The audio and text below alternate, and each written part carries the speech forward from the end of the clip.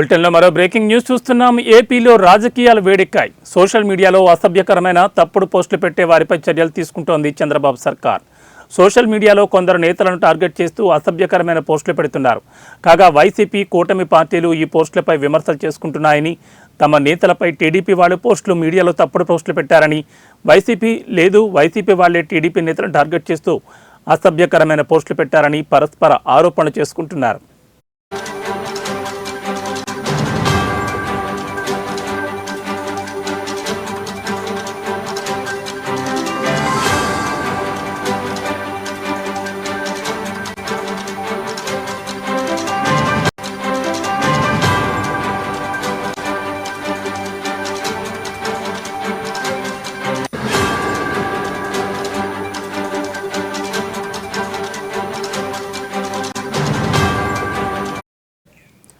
పోలీసుల నుంచి తప్పించుకున్న వైసీపీ ఎంపీ అవినాష్ రెడ్డి అనుచరుడు వర్రా రవీందర్ రెడ్డి కర్నూలు నుంచి తెలంగాణకు పారిపోతుండగా మహబూబ్నగర్ జిల్లాలో పోలీసులు అదుపులోకి తీసుకున్నారు. భారీ భద్రత నడుమ అతన్ని కడపకు తరలించారు.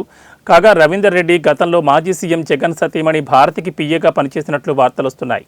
వారం క్రితం పోలీసులు రవీంద్రారెడ్డిని అదుపులోకి తీసుకున్నారు. 41 నోటీసులు జారీ చేసి తాలూకా పోలీసులు వదిలేయడం చర్చనీయాంశమైంది. వర్రా అదృశ్యం కావడంతో ప్రత్యేక టీంలను ఎస్పీ ఏర్పాటు చేశారు. ఈ క్రమంలోనే అతన్ని మహబూబ్నగర్ సరిహద్దు వద్ద అదుపులోకి తీసుకున్నారు.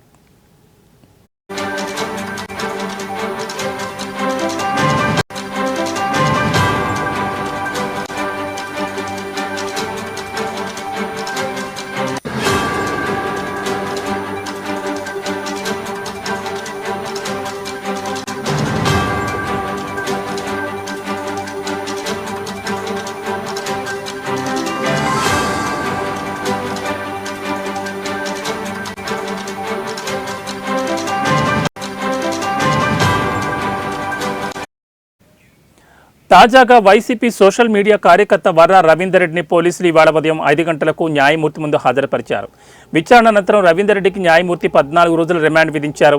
విచారణ సందర్భంగా తనను పోలీసులు తీవ్రంగా కుట్టారని రవీందర్ రెడ్డి అన్నారు.